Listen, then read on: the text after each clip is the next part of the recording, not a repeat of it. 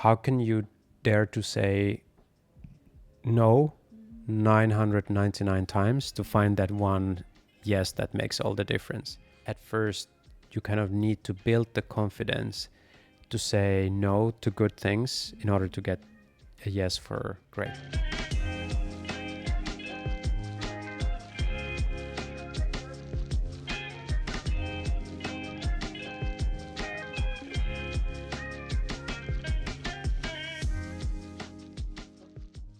So I just tried Olo up.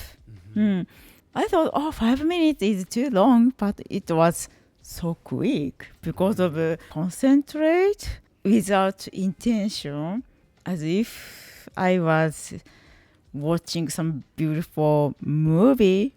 It made me great imagination. I was close to maybe beautiful lake, and then quick 5 minutes. Okay, Markus, thank you so much for being here in San Francisco. Nice weather. How are you? I'm good, thank you. And yeah, happy to be here. Thanks for inviting me. Okay, so Markus, let's deep dive into your company, Olo. So why did you start your company, Olo? So yeah, Olo is a Finnish word that means feeling and being. I used to be composer and recording artist and musician. I used to play 100 concerts a year and tour all the time. And that's a really a crazy schedule. Seeing just a hotel, a concert venue, and airplane, and it's really hard on the body and the mind. I was first of all just interested on how can I help myself to not burn out or go crazy. And I also became interestingly interested on like what's the capacity of my imagination, of my creativity, how can I focus better, like how can I expand the mind without going to just psychedelics or drugs or nootropics, but I felt like that there's something with sound that is immediate and very effortless. So I started to research how could I actually bring this interest of human health and sound together. And that's when I make the transition of stop touring all the time and discovering like how could I actually build a company around health and sound. And in the beginning I built actually a kind of B2B audio wellness company, and I was helping with some company wellness things. I built one retreat center, and then during COVID we realized that this is actually a really good tool online. We should build an app, and that's when we decided to, after COVID, like let's go to Silicon Valley and create a consumer-facing business. Okay, so Little Center is in which part of Finland? So there's a lakeland region called Saimaa. Finland has, when Ice Age was retreating, it was like big claws making a lot of holes in the earth, and that became hundreds of thousands of interconnected lakes. So it's the biggest lakeland region in the world, and the retreat center is between two national parks there. Okay, so as a Olo, you said last year did you make your company, right? Do you have your co-founder? Yeah, so my co-founder Katarina is a psychosomatic therapist and mental health professional, and she has a deep domain expertise about the human condition. We built already one business before, and now she's also involved in this next one with me. How did you meet your co-founder? In here or from Finland? We both lived in Berlin, so we met almost 11 years ago now, and it was actually in a festival around human consciousness, and our first conversation actually was about like when you facilitate processes and workshops, what's the right amount of freedom and structure in order for the optimal outcomes. And I guess we're still kind of having that same dialogue, like how do you create space for human experiences that are transformative or supportive of their discovering the big questions like who am I? Why am I here? What's my deepest value? We created the retreat center. We worked with companies. We even did pilots in hospitals, caregiving, and a lot of these things. And like one of our challenges actually was that there was potential in so many places. You know, there's this saying also that startups don't starve, they drown.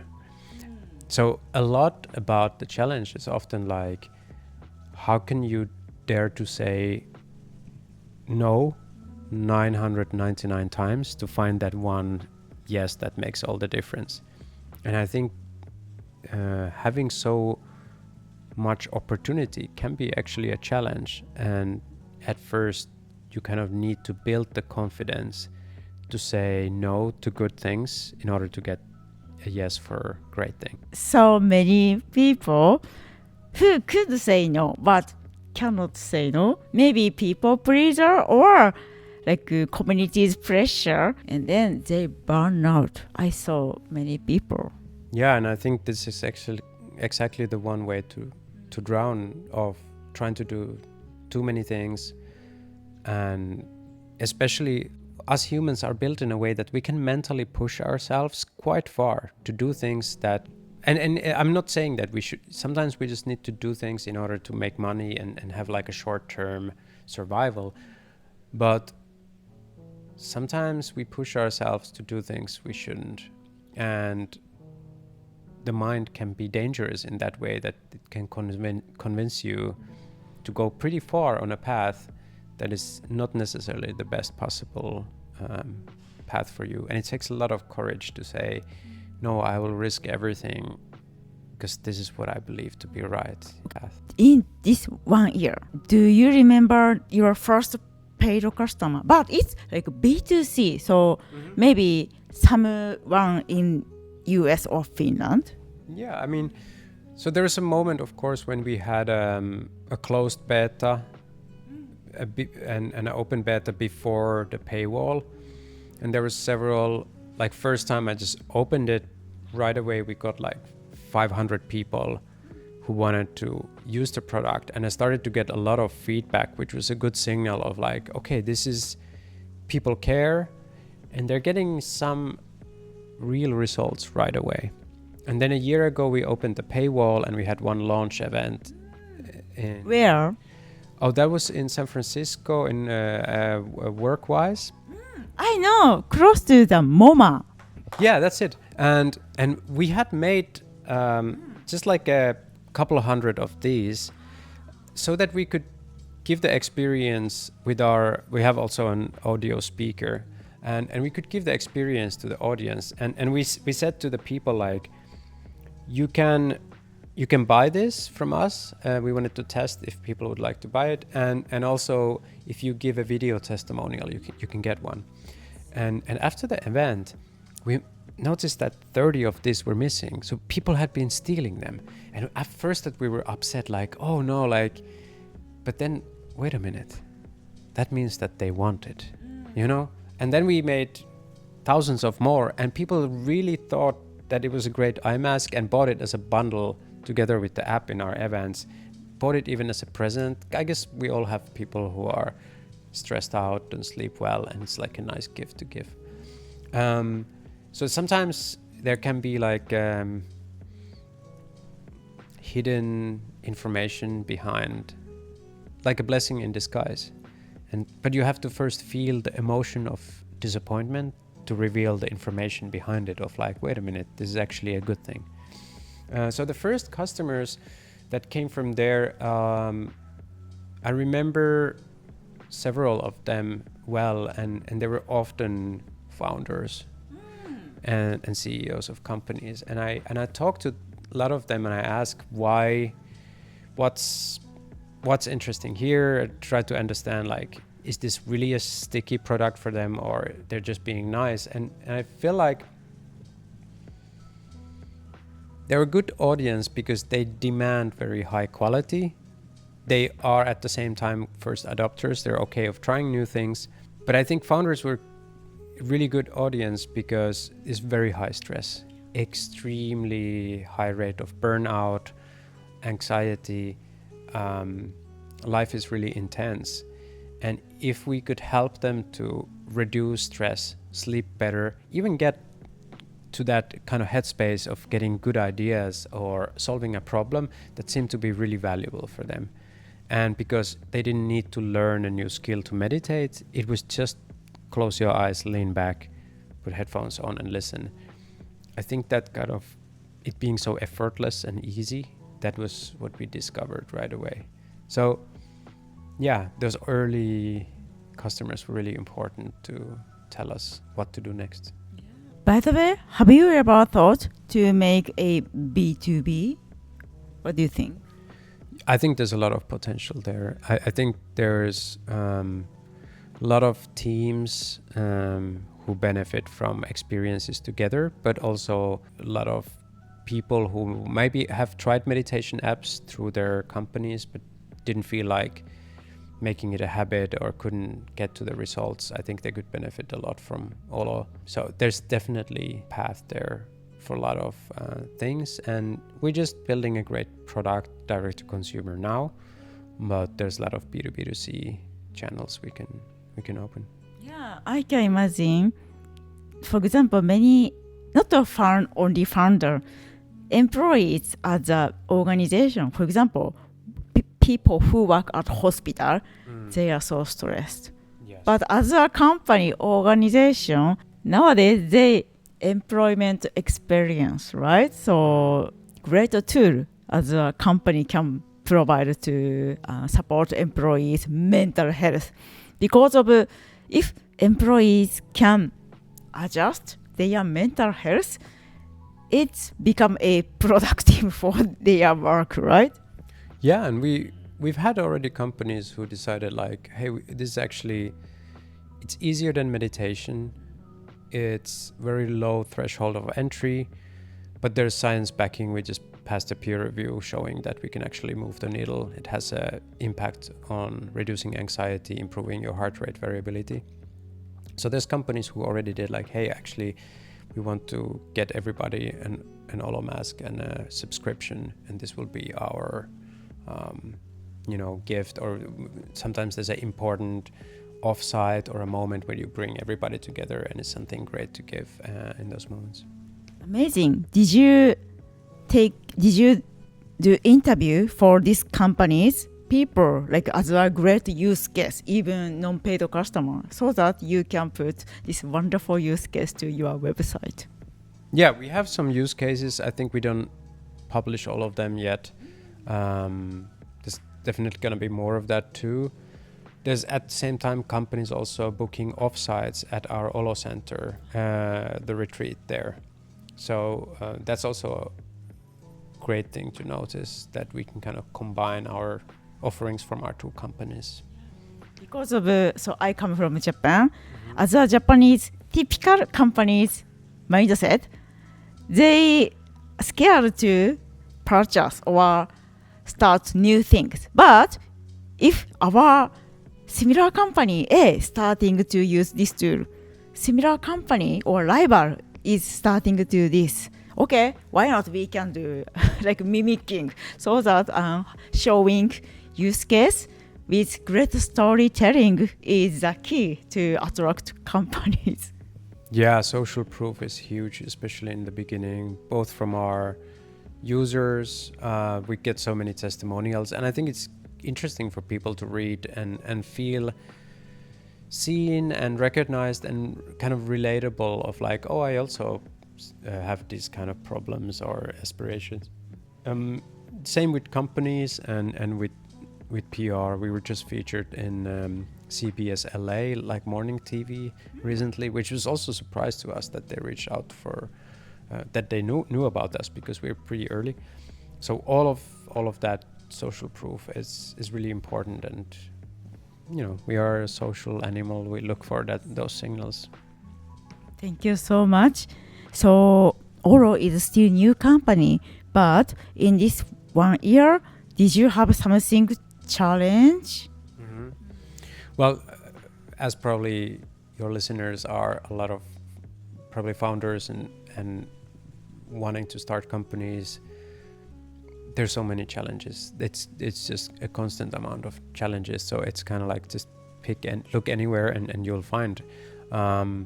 Like I said earlier, like keeping focus on the things that matter and daring to say no to opportunities. We get quite a lot of inbound from people who want to partner with us, and some of them are good ideas and can open new channels, but some of them can be also distractions or just the timing is not right. So kind of daring to be ruthless. And first I thought that maybe 9 out of 10, if I say no, it will be okay. But then I realized, no, it's more like 99 out of 10. Like you really do need to, it's kind of took me a while to to understand really. And it was surprising like how many no's is actually the right ratio towards yeses. This is so interesting. So you are a already serial entrepreneur from Finland and here Silicon Valley. So how did you learn to say no and only finding only one yes, like only this? Yeah, I think it's a really good question. And I think it has to do with your self-confidence. It has to do with, of course, clarity of knowing what you want. First of all, if you're still searching, it's okay to try things and then you start. And that's how we also like, you try several things and then you learn like, okay, these are yeses and these are no's. But then it really boils down to in the courage of being yourself and being confident on your vision and what you think is right. And it's okay that changes too. You just need to, in the moment, be kind of true to yourself.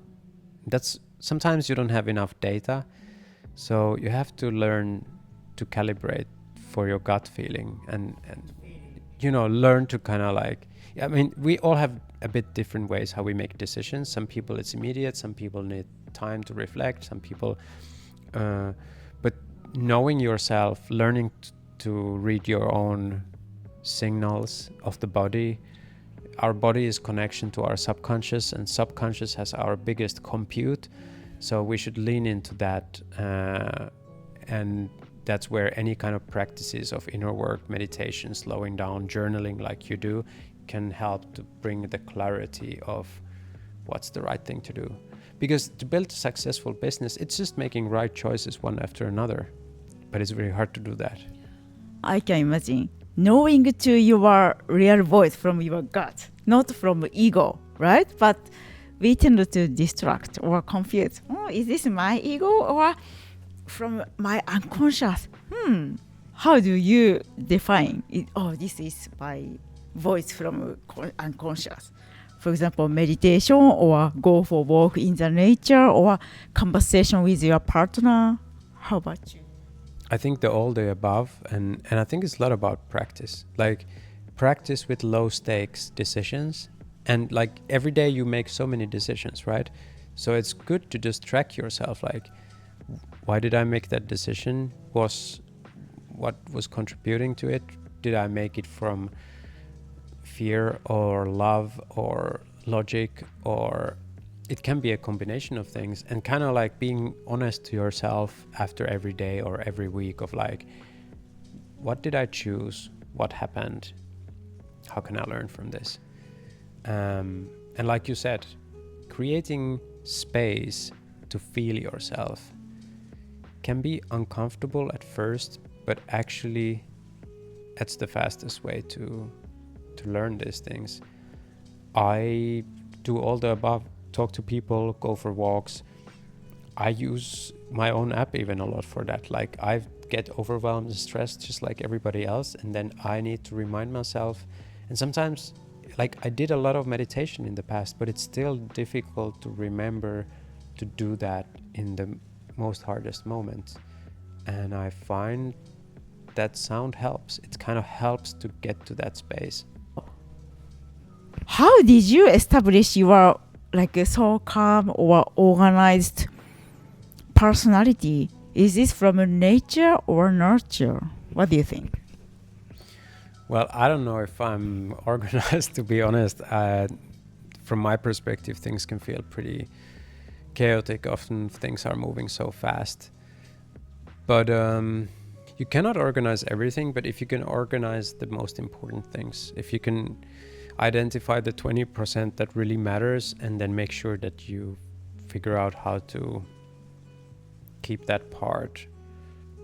Before this recording, we started to talk about like you have a connection with Japan, right? So yeah, so interesting. Could you please share about it? Oh yeah, I had a chance to be in Tokyo for 2 years. 2 years ago, City Tech Tokyo. It was incredible trip. I really loved experience in Tokyo for the first time. One of the things that was really amazing for me was that there was so much happening, but the visual and the sound didn't fit together, because it's like with so much happening, this should be a lot louder. Why does it feel still calm, even though there's crazy amount of foot traffic and vehicles and stuff? So that's really interesting.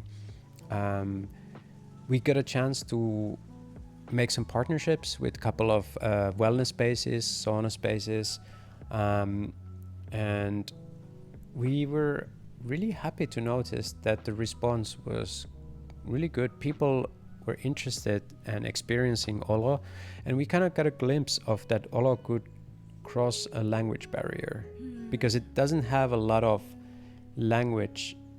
The language is sound and music, which is universal. Everybody knows that. And maybe some aesthetic of our design was also appealing to the Japanese kind of audience. And so this is actually something that I would like to explore more as a market. We haven't done a lot in Japan, but I think there's real potential, and I'm looking forward to go back at some point.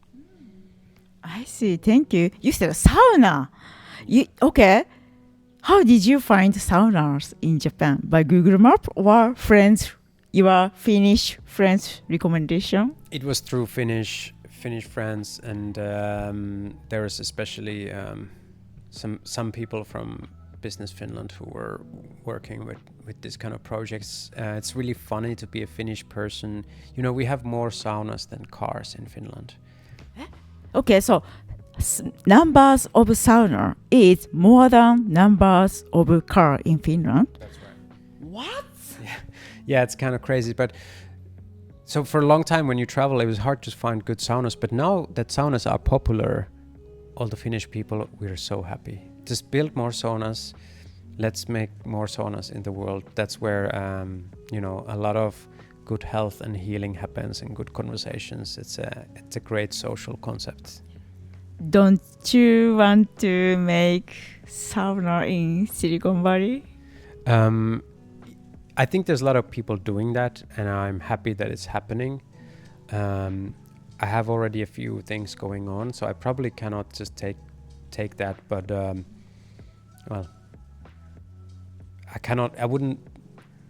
I wouldn't be lying if I said that I hadn't thought about that and talk about that with people. But there's some really good saunas coming up in the city, so I feel like there's others working on that. I didn't know that. I see. But you are right. Even in Japan, it's sauna boom. So they made some movie or TV show about sauna. Yeah. No, I'm so happy that it's popular. Even cold plunging is popular, which we thought was completely crazy too. But now people are into that as well. Maybe a shout out to one good sauna in the city, which is called Alchemy Springs. From the saunas that I've tried. Where? That's in Tenderloin. It's very new. They're just about to open. Look it up, because I think they're doing it right. I think they have maybe the best sauna in the city. Okay, I'm gonna check it. Thank you so much. Okay, next question. So, currently, do you have any pain point? If you have, maybe I could help you, or our audience also could help you. If there's an ask I can give is, you tried Olo in the beginning of this, so I would just ask to give it a try. The app is free. It goes immediately to an experience. I mean, there's a freemium, so you'll get right away to have an experience, have your headphones or earphones ready. It works anywhere. It works even offline. You can use it in the plane, in an Uber, wherever you are. And if you know someone who's stressed out or doesn't sleep well, send them Olo and ask them to try. We're a new company, so obviously our main challenge that we're solving is building community and distribution. There's been several people who are wanting to become Olo guides and facilitators. So if somebody's interested in, being a host of wellness experiences, that's also something that is happening right now. So those are the main things. I always love to hear feedback from people. So like, I love when people send me text messages or DMs, so like, hey, I tried this. This is a good experience. Or I really like also like negative feedback, like, hey, this thing in the app, I would like to be better on this. And so, those are my main asks. How about, do you do fundraising right now? Yeah, we're preparing to take some more money in as well. We're especially interested in investors that understand the combination of sound and neuroscience together, like AI and technology. We have some new things that we're bringing soon to the Olo app, and we believe that this future of AI as a user interface, generative audio that personalizes for your health and wellness, it's something exciting. So people who are passionate about that, we're excited to talk to them. Thank you so much. Please reach out Markus LinkedIn. Yeah. Okay, last question, Markus. So tell us about your milestone in this 1 year, next 1 year. I think one of the big milestones is the new version of the product. I cannot reveal everything about it yet, but it's to bring that level of personalization available. I think there's a lot of people who are using wearables. There's people who are journaling like you. There's an opportunity for AI to be a link between who you are and what kind of content will be the right thing at the right time for you. So yeah, it's really focused on the next version of Olo, and of course the community around it. Is this new function, new features launch is in this year? Yes, there's a new things coming this year. Okay, please check his LinkedIn and also Olo's maybe Instagram or social media. Okay, yeah, it's great. Thank you so much for being here today. Thank you. It's been a pleasure. Yeah. Okay, bye-bye. The 3 key takeaways from a conversation with Markus. 1. Say no 99 times to protect the right yes. Markus learned that too many opportunities can drown a startup. He now says no to almost everything, even good ideas, to protect focus and stay aligned with Olo's mission. Takeaway: say no often, so your one true yes can thrive. 2. Olo was born from a burnout. As a touring musician, Markus felt overwhelmed, anxious, and creativity drained. He built Olo to help others access calm, focus, and imagination through sound without needing to try hard. Takeaway: Olo is his answer to stress, effortless, healing, and human. 3. Clarity comes from stillness, not more hustle. Markus believes answers don't come from overthinking. They come when you slow down, listening to your body, going for walks, and using sound can help your reconnect with what really matters. Takeaway: your best decisions comes when you pause, not push. Thank you so much for watching our episode today. We hope today's conversation will help your future and career. If you like it, please subscribe us and give your like. Okay, thank you so much. Bye bye. じゃあまたね。